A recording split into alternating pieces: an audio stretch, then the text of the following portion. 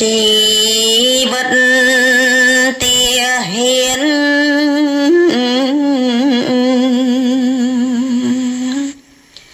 សូលះបង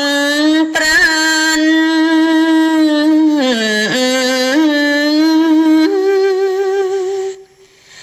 កាពីបរណា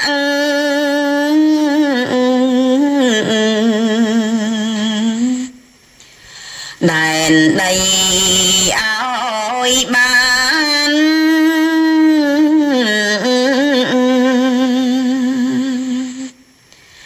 ផ្ដាច់ញាស្មងស្មាំង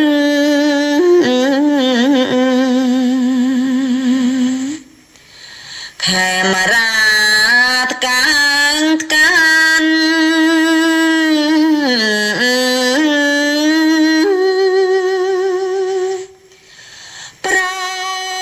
ជា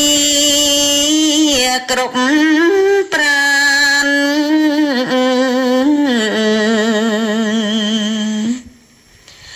រស់រៀន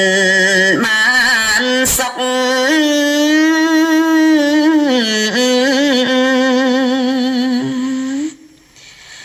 ទា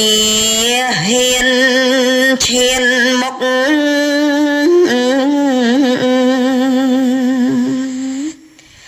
ដោះអស់ទុកភ័យ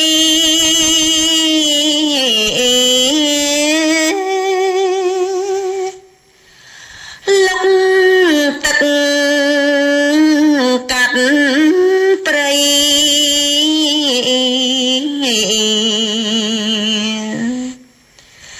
ដីជាវិញមាន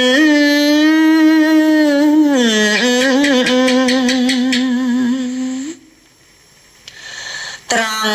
សេលៀនឋាន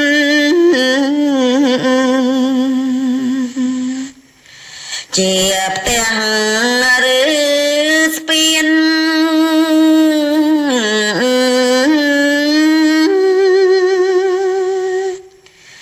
ដាញ់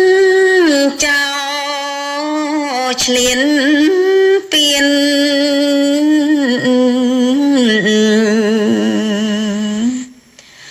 ឲ្យខ្ចាត់បាត់អស់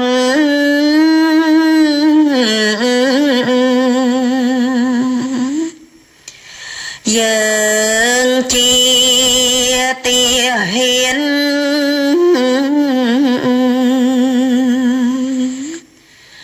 មានគុណ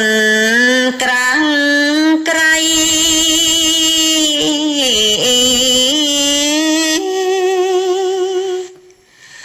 ទាំងគ្រាប់រាល់ថ្ងៃ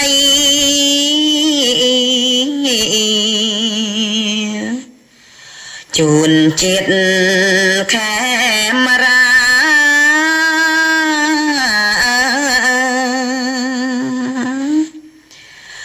រស់សុខសប្បាយបងប្អូនប្រុសស្រី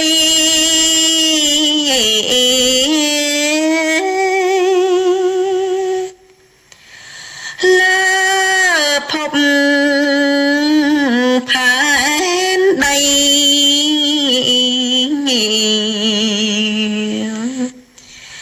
នៃព្រះ